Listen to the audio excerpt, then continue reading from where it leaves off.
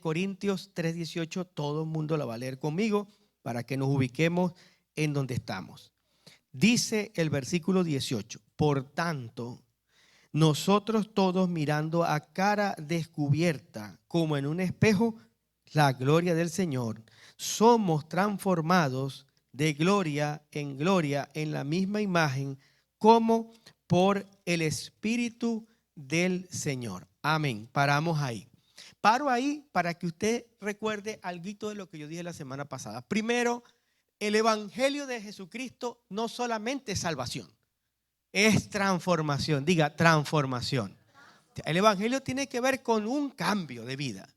El Evangelio tiene que ver con un cambio en tu manera de hablar, de vivir. Es decir, tiene que pasar algo en tu vida después que vienes a Cristo. Y yo dije esto y lo voy a repetir. Si yo digo que sigo el Evangelio, pero cuando miro hacia atrás, me doy cuenta que sigo siendo la misma persona de hace 10 años, 5 años, entonces, hermano, tengo que decirte que tú no estás siguiendo el Evangelio de Cristo, estás siguiendo tu propio Evangelio. Las personas pueden seguir su propio Evangelio, un Evangelio que se adapte a la medida. Es como aquella franela talla única que a veces venden, ¿no? Que talla única, póngasela y ahí se mete todo el mundo. El Evangelio no es talla única, el Evangelio es la imagen de Cristo en nosotros. Entonces, si el Evangelio verdadero está trabajando en nosotros, cuando yo miro al pasado, cuando miro atrás para ver mi recorrido, yo tengo que poder ver en mi vida una curva ascendente. No sé, para algunos es más, para otros es menos, pero lo que no es normal es que desde que tú dices que estás en Cristo, tú estás aquí, pasan 5 años y estás aquí, pasan 10 años y estás aquí, y a veces tienes bajones y sigue siendo el mismo. Vamos a la iglesia, cantamos los coritos, levantamos la mano, si acaso ofrendamos, de repente no sabemos el Salmo 91, el Salmo 23, el Salmo 1, el Salmo 3, no sabemos Juan 3:16, Juan 1:1, Juan 1:12 y lo puede, pero la forma de vivir sigue siendo la misma. No hay ninguna diferencia del que no conoce. La única diferencia es tu práctica litúrgica. No, yo voy a una iglesia protestante, yo voy a una iglesia, pero tu vida es la misma. Tiene los mismos vicios, tiene las mismas debilidades, tiene las mismas fallas, tiene las mismas formas de hablar, tiene la misma forma de caminar, tiene las mismas mañas. 5 años, 10 años y la gente lo ve igual y dicen, y ese no es cristiano.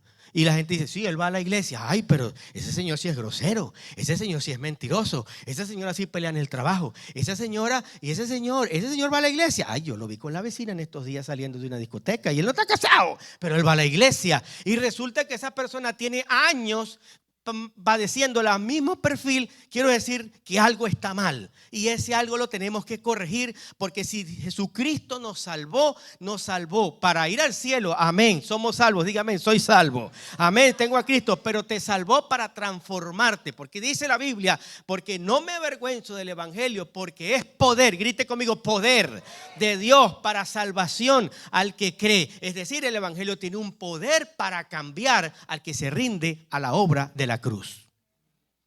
Esto no es popular, pero hay que predicarlo, porque el Evangelio vino para cambiarnos. El Señor Jesucristo quiere que usted sea una mejor persona, que yo sea un mejor padre, un mejor ciudadano. El Señor quiere que yo esté libre de vicios. El Señor quiere que yo viva con paz. El Señor quiere sanar mi cuerpo, sanar mi alma. El Señor quiere darle sentido a mi matrimonio. Jesucristo vino a hacerme libre del alcohol, de las drogas, de los vicios. Cristo vino a romper en mí la maldición para que yo beba la bendición. Cristo vino a sacar las tinieblas para que venga luz sobre mi vida. Cristo vino para librarme de vicios que me empobrecen para que yo viva en libertad. Cristo vino para que yo hablara mejor, trabajara mejor, para que tuviera un lugar estable, para criar mejor a sus hijos. Cristo vino para salvarnos, transformarnos a su imagen y semejanza.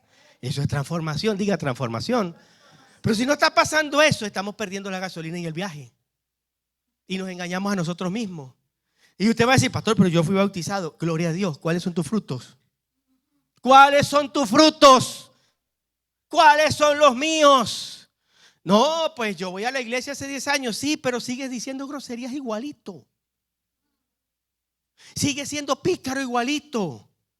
Te toca pagar taxes, pero le dices quítele 3 ceros para que no paguemos nada. Te sigues echando escondido esto.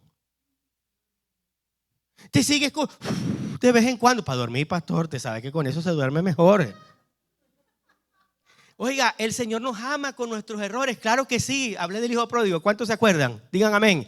Claro, el padre amó al hijo pródigo. Yo soy de los pastores que creen que tenemos que abrazar al hijo pródigo, no sacarlo de la iglesia y no juzgar a la gente.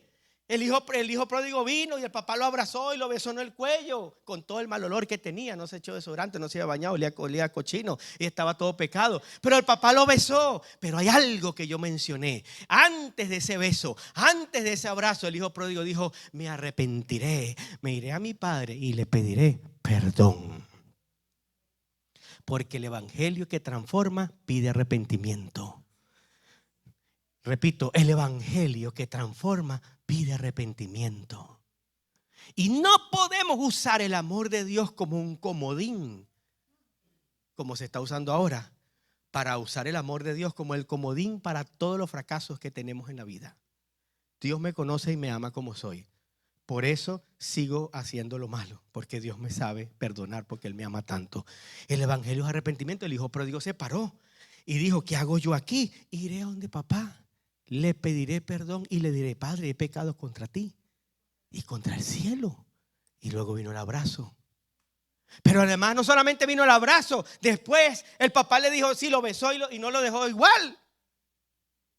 ¿Dónde se ve la transformación en el episodio del hijo pródigo? Porque después que lo perdonó y lo abrazó, después le dijo: mire, va a tener un becerro, vamos a hacer una fiesta, vamos a ponerle anillo. Pero lo bañó, le cambió la ropa, le puso anillo, le puso zapatos, le cortó las uñas, le quitó la podredumbre, que es símbolo del mal olor que deja el pecado en nuestra vida. El pecado nos da mal olor, el pecado nos da olor feo, el pecado huele feo, es que se nos ve encima cuando estamos haciendo las cosas mal. Pero él no hizo fiesta para su hijo y dejó al hijo igual. Ven, hijo, tenemos una fiesta. Siéntate, vamos a tener una fiesta. Y el hijo pródigo con la ropa sucia, con el mal olor, sin zapatos, sin anillo, sin cortar el cabello, sin bañarse. No, lo mandó a cambiar. Le dio anillo, le dio zapatos, le dio vestido nuevo, se arregló, se perfumó y le hizo una fiesta. Eso es símbolo que cuando yo vengo arrepentido ante el trono de la gracia, el poder transformador de Cristo me quita las viejas vestiduras y me da una nueva. De modo que si alguno está en Cristo, nueva criatura es. Las cosas viejas pasaron, todas son hechas nuevas. Por eso el evangelio tiene el poder para transformar lo que nadie puede transformar. Solo Dios puede transformarnos desde adentro hacia afuera. Denle un aplauso al Señor. Solo Cristo lo puede hacer. Y eso lo tenemos que perseguir. Diga conmigo: perseguir, buscar, anhelar, desear. Así como cuando usted está enamorado y buscaba a la novia: ay, quería verla para darle un beso, no puedo vivir sin ti. Y la ay, ¿dónde está que no te veo?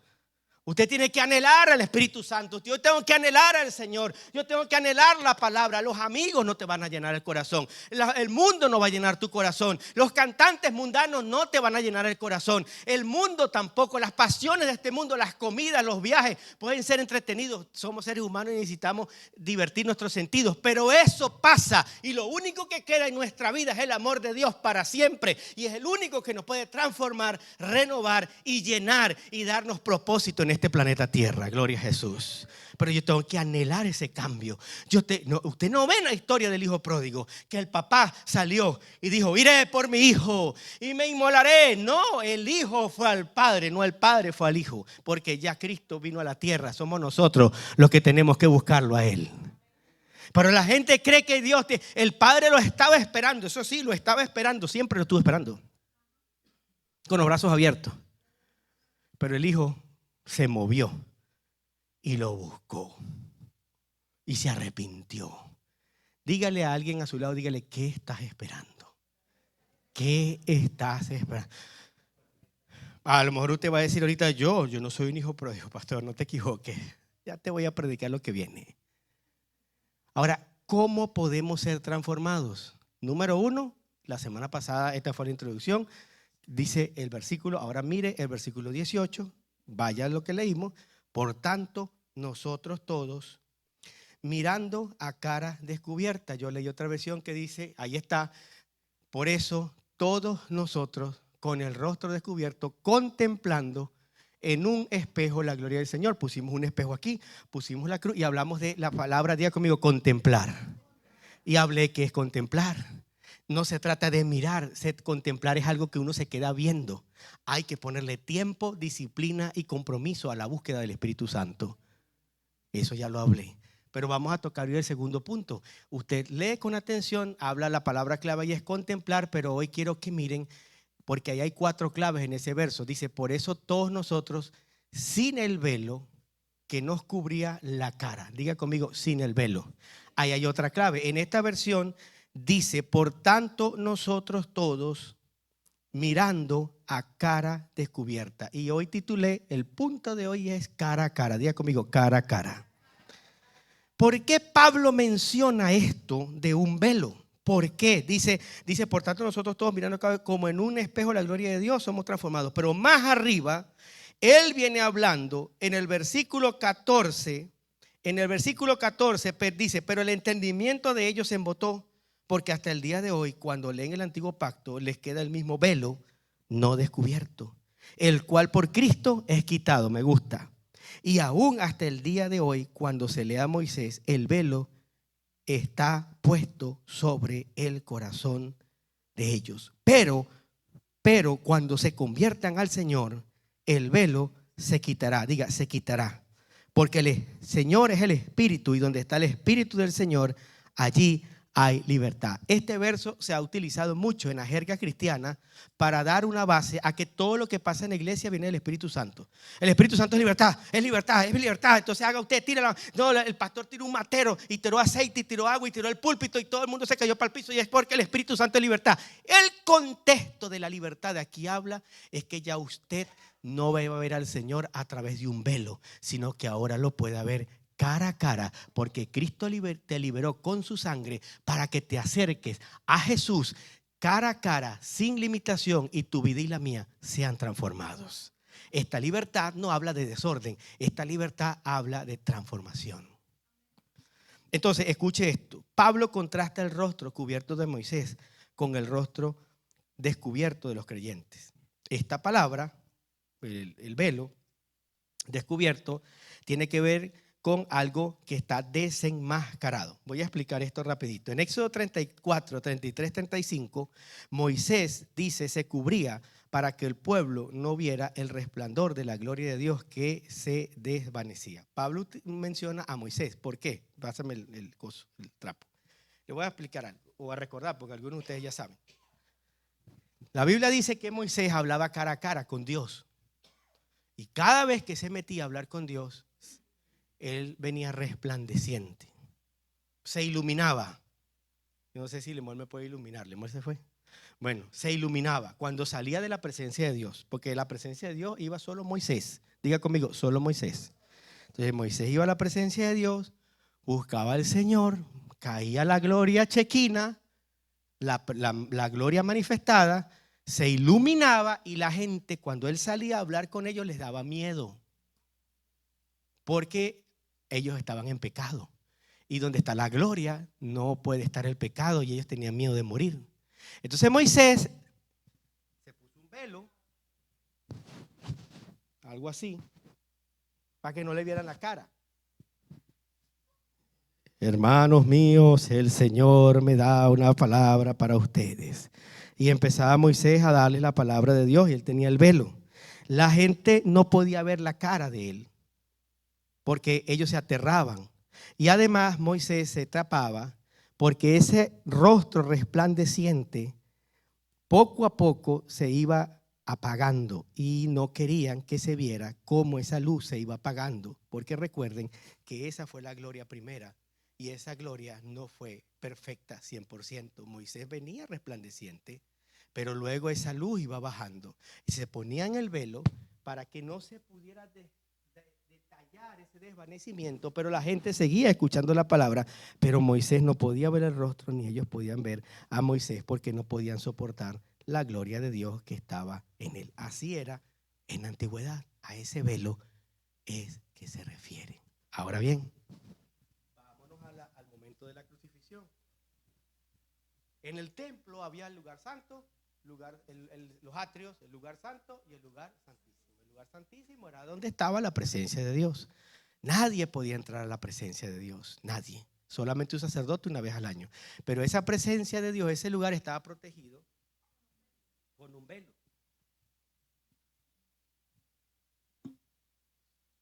Pero a ese lugar, tal como hacía Moisés, entraba solo un sacerdote una vez al año. Más nadie podía presenciar esa gloria, disfrutarla, porque moría en el acto. Pero dice, voy a darle la cita, Mateo 27, 51, voy a buscarlo. Miren lo que dice la Biblia. La Biblia dice lo siguiente, y he aquí, voy a leerlo el anterior, pero los otros decían, veamos si viene Elías a liberarle, hablando de Jesús, estaba en la cruz. Mas Jesús, habiendo otra vez clamado a gran voz, entregó el Espíritu.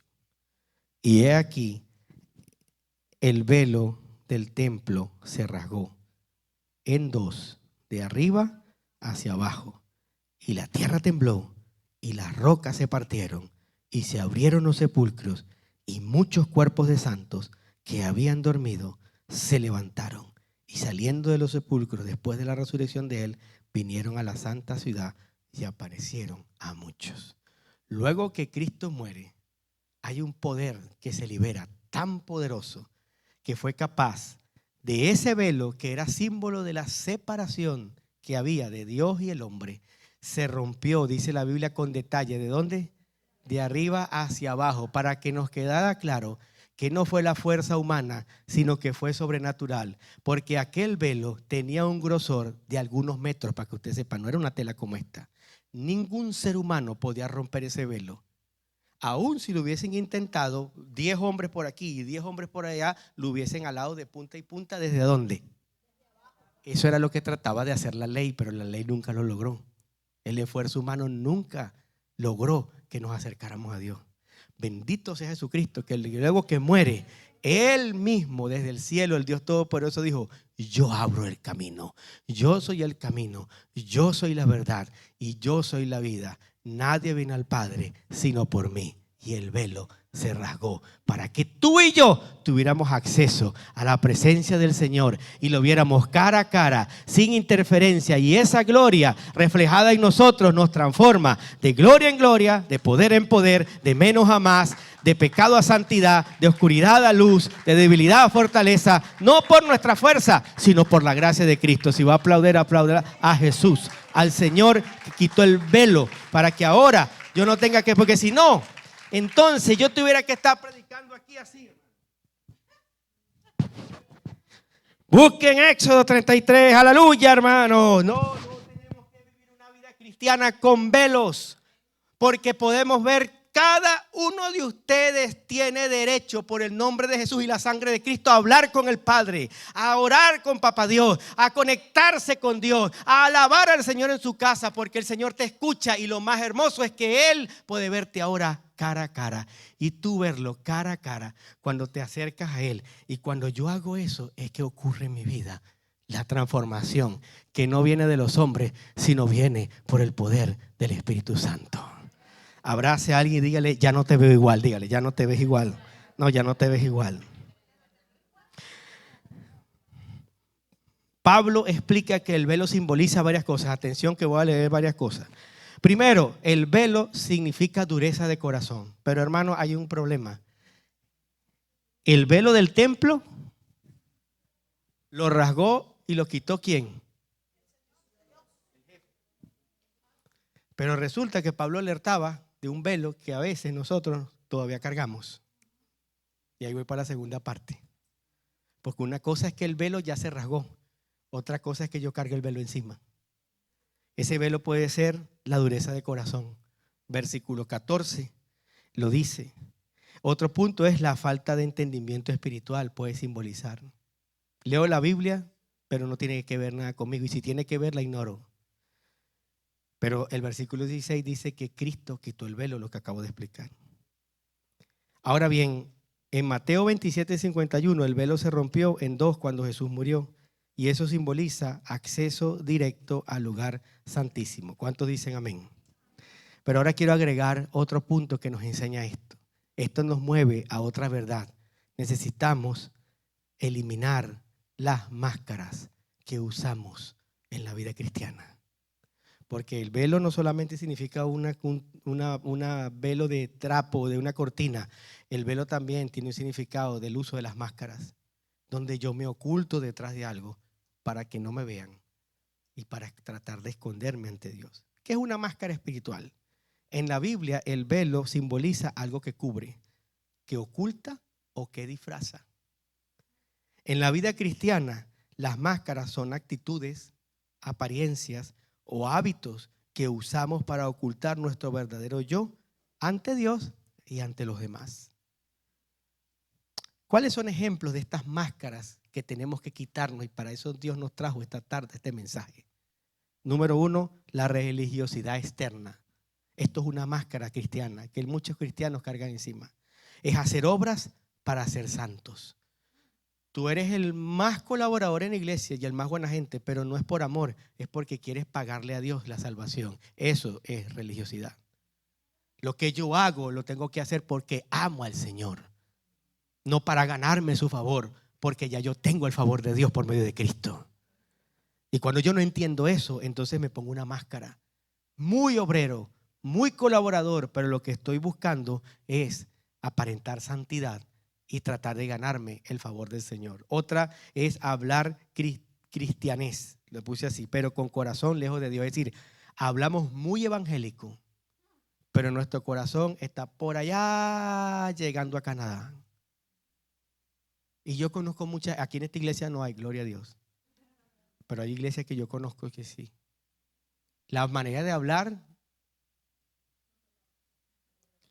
¿Cómo está, hermana? El Señor me la bendiga y me la guarde. Alabado sea el Señor, santa varona del Señor. Alabado, aleluya. Incluso hasta hablan en lengua cuando saludan. Aleluya, aleluya, hermana. Es que la veo y siento la presencia de Dios. Yo creo en la presencia de Dios y ministro el poder de Dios. Pero a mí no me vienen a cortar con vasos de cartón, de tembladeras y de gritaderas. Pero en sus casas son unos leones, unas mapanares y unas serpientes, pero vienen a hablar en lenguas en la iglesia. Cuando arregles tu lengua con tu marido, vienes a hablar lengua en la iglesia. Y hay hombres que les gusta hablar de Dios y cargar una Biblia y predicar, pero cuando llegan le ponen la Biblia por la cabeza a su mujer o se la tiran a sus hijos para malograrlos. Arrepiéntete, porque la misma Biblia que predicas te va a caer encima. El evangelio se vive en la casa y en la iglesia. El hombre que trata a su mujer mal en la casa no es un sacerdote correcto de Dios. Tiene que arrepentirse en el nombre de Jesús. Porque cuando yo trato a mi esposa como una reina, cuando yo la respeto y cuando yo la trato como tiene que ser, yo estoy honrando al Señor que me puso como cabeza de ese hogar. A mí no me convencen con predicaciones proféticas y gritos que dan algunos, pero cuando uno mira su casa, esa casa parece la Tercera Guerra Mundial. Y hay una característica terrible, que es una casa donde nadie se habla en la casa. En la iglesia se abrazan y cantan, hasta son todos del coro de adoración. Pero en la casa no se hablan. Eso es tener cristiandez, pero no tener un corazón lejos. Como me hablaba la hermana ahora. Un amigo de su esposo, que es de un partido aquí, de otro, de un lado, y el esposo de ella es amigo de ese hombre por más de 40 años. Pero como cada uno está en un partido político diferente, ellos lo invitaron a comer en la casa y él dijo, no, ya yo no voy a comer más a tu casa, porque tú eres del otro bando. Y va a la iglesia. Eso se llama tener cristiandad, pero un corazón lejos de Dios. Porque usted puede ser demócrata o republicano y podemos discutir, eso es sano. Cada quien tiene que pensar, pero si yo lo veo a usted que necesita, si yo lo veo a usted en necesidad, yo tengo que darle comida, posada y ayudarlo, sea demócrata, sea republicano, sea chavista o no chavista, sea castrista o no. Perdónenme, hermano, sabemos que esos regímenes no los queremos, no los apoyamos, pero si yo veo a alguien en necesidad, yo tengo que tenderle la mano, darle un abrazo y darle un plato de comida, porque esa persona fue creada a la imagen y semejanza de Dios. Ese es el cristiano. El orgullo espiritual es otra máscara. Es no admitir las fallas ni debilidades. Yo no fui. Yo estoy bien con Dios. Siempre está bien. Nunca tiene. ¿Cómo está, hermano? Bien.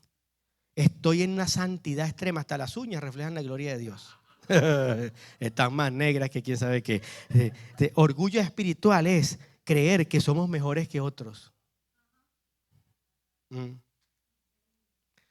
Hay pastores que yo le decía eso a Karen, que en esta etapa de mi vida a mí no me impresionan ni los títulos ni la cantidad de gente que tiene en la iglesia.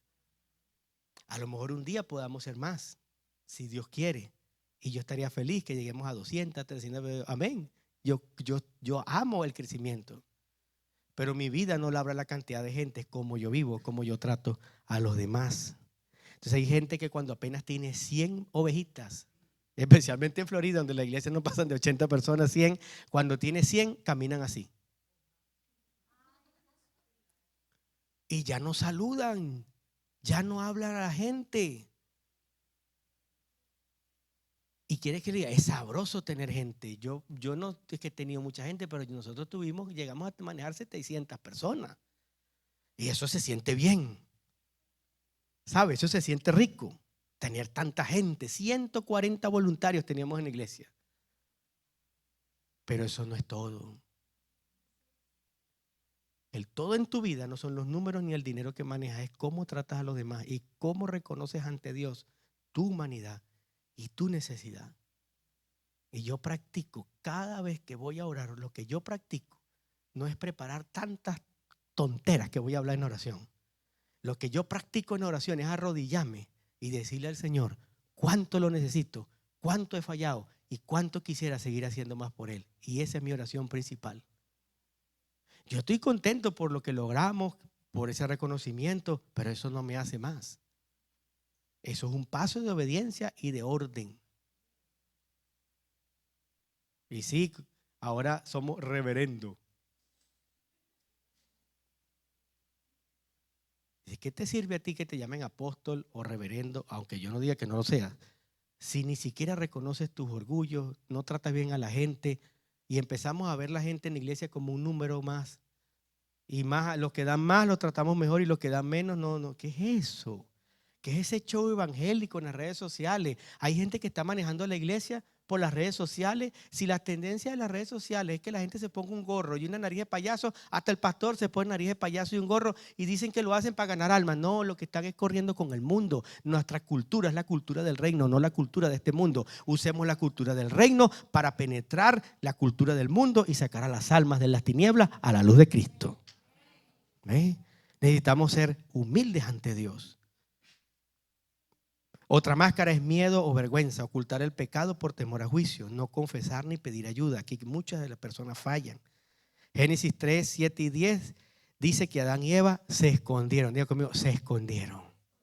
Entonces muchas personas, cuando tenemos esta máscara puesta, no reconocemos ni el pecado ni la falla, y mucho menos nos acercamos a un líder o a un pastor en autoridad y serio, porque usted tampoco tiene que estarle contando sus cosas a todo el mundo en la iglesia para que después lo sepa toda la iglesia. Yo no pastoreo de esa manera, las cosas tienen que ser serias. Pero si usted va a una persona madura espiritualmente y usted necesita ayuda, ¿por qué no la busca? ¿Por qué no pides oración? ¿Por qué no te acercas a alguien y dices, pastor, me siento mal, he fallado, oré por mí, porque esto? No, queremos estar esto. ¿Cómo está? Bien. ¿Cómo estás? Excelente. Oh, aleluya, aleluya, aleluya. ¿Cómo te sientes? Bien. Porque pensamos que porque nosotros proyectamos eso tenemos autoridad espiritual. Otra máscara es falsa felicidad o fuerza. Pretender que todo está bien, no admitir el dolor, las dudas o el cansancio. Y eso lo hacemos muchos, especialmente los pastores, que no confesamos ni el dolor, ni las dudas o el cansancio, porque pensamos que eso es debilidad en el liderazgo. No, reconocer quiénes somos y reconocer nuestra falla nos hace fuerte y le da la oportunidad a la cruz de transformarnos, porque nos presentamos ante Jesucristo cara a cara, sin velo, y somos transformados, y esa debilidad y ese cansancio se transforma en poder por la gracia de Dios. Abrace a alguien y dígale, es hora de confesar, dígale. ¿Y por qué muchos cristianos usamos estas máscaras? Porque tenemos miedo al rechazo,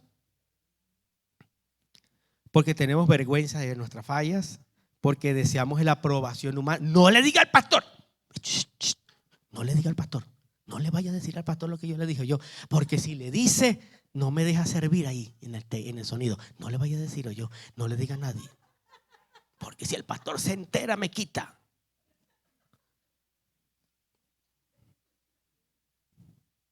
Todos hemos fallado.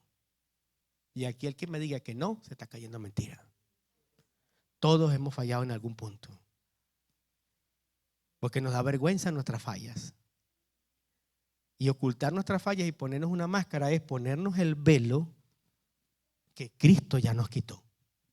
Cuando yo me acerco ante el Señor así o a mis hermanos, ocultando mis fallas y mis dudas, yo tengo un velo. Mientras que usted y yo tengamos este velo, no somos transformados. Podemos pasar en la iglesia 30 años y ser los mismos, como dije al principio. Deseo de aprobación humana, ¿ve? Y falta de confianza en el amor y la gracia de Dios. ¿Qué dice la Biblia de vivir sin máscaras? Bueno, 2 Corintios 3:18. Nosotros todos mirando a cara descubierta como en un espejo la gloria del Señor. ¿Qué nos dice la Biblia? Que necesitamos mirar. Dígale a su hermano, mírame cara a cara. Diga, mírame cara a cara.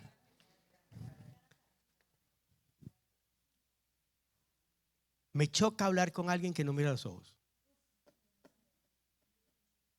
Yo cuando hablo con una gente que no lo mira a uno, yo digo, ay, papá, este se tiene 3 escondidos.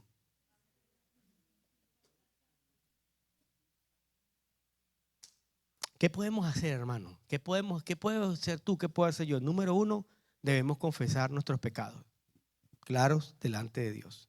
Número 2, pedirle revelación al Espíritu Santo. Número 3, buscar a Dios con sinceridad. Y número 4, acercarnos con confianza a la presencia de Dios. Y quiero cerrar con Hebreos 10:19. Búsquelo en su Biblia, por favor.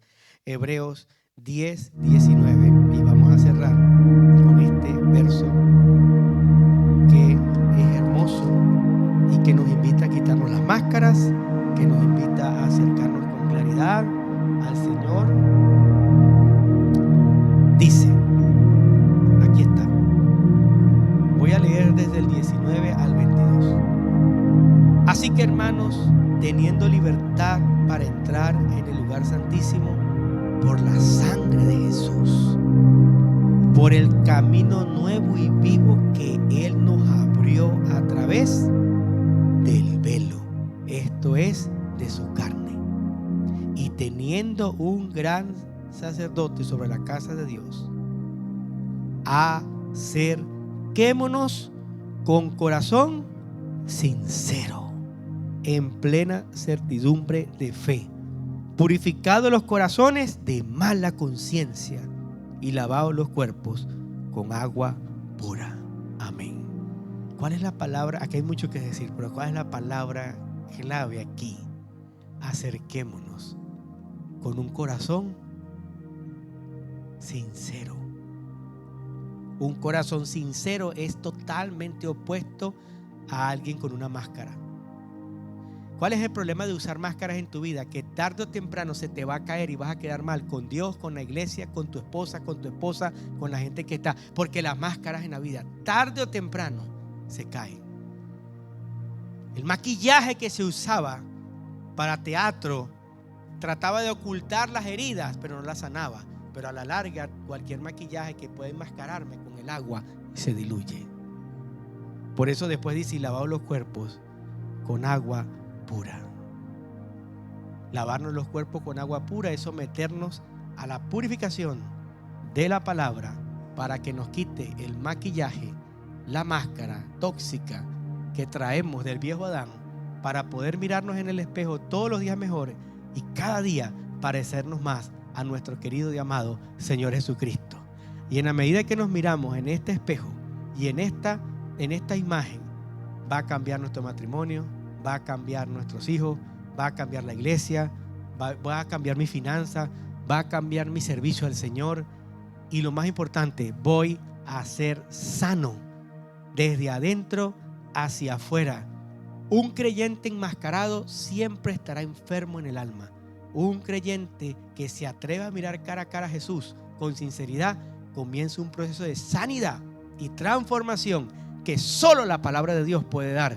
Y ese proceso no te lo roba nadie ni nada, porque ese proceso y ese cambio viene del cielo y es para siempre. Póngase de pie en el nombre de Jesús. Gracias, Señor Jesús. Te adoramos y te glorificamos. Escuche este pensamiento y incline su rostro en esta tarde. Mirar a cara descubierta significa vivir sin barreras ante Dios. Acceso pleno, transparencia y comunión real con el Señor. Dios no bendice la imagen que proyectas, sino la persona real que eres. Ven a Él sin máscaras.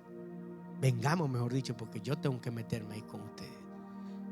¿Y qué les parece si todos nos tomamos de la mano y venimos ante el Señor junto conmigo y nos presentamos en esta tarde?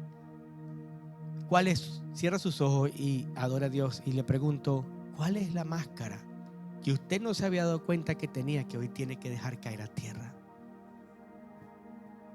Yo sé que estos mensajes no son para aplaudirlos, pero son sanadores. Y son los mensajes del Evangelio de Jesucristo, nuestro amado Salvador, que está aquí para transformarnos, para limpiarnos, para cambiarnos, porque el Señor quiere que Juan 10:10 se cumpla en nuestra vida. Yo he venido para que tengan vida abundante. Y la vida abundante implica renunciar a las máscaras y a los velos con todo el corazón. Padre, he predicado tu palabra en esta tarde. Bendito y alabado sea tu nombre. Todos los que estamos aquí queremos ser transformados, Señor. Todos. Yo no creo, Señor, que haya una persona en esta sala o en la radio o en el YouTube que no quiera ser transformado. Pero, Señor, a veces no sabemos cómo. A veces nuestras fuerzas se acaban, nos perdemos, Señor.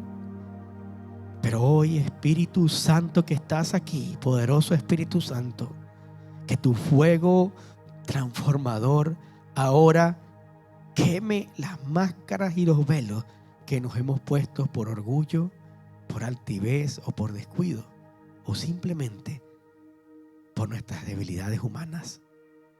Bendito fuego del Espíritu Santo, quema ahora todo lo que nos separa de ti, porque ya tú quitaste el velo. Yo no quiero cargar con más velos en mi vida. Yo no quiero cargar con máscaras en mi vida. Yo quiero verte cara a cara todos los días. Cuando mis ojos se abran en la mañana, yo quiero poder mirar hacia el cielo y decir, gracias Jesús, aquí estoy este día. Padre, trata con cada persona como solo tú lo puedes hacer, Señor. Que tu fuego en esta tarde purifique nuestros corazones y nuestras vidas. Mira a las personas que están aquí. Mira a los que me oyen por el YouTube o por la radio. Tócanos a todos, Señor. Y ahora usted ahí en comunión con Dios íntima y privada, dígale, Señor, hoy he reconocido que tengo una máscara. Póngale el nombre y entréguesela a los pies de la cruz.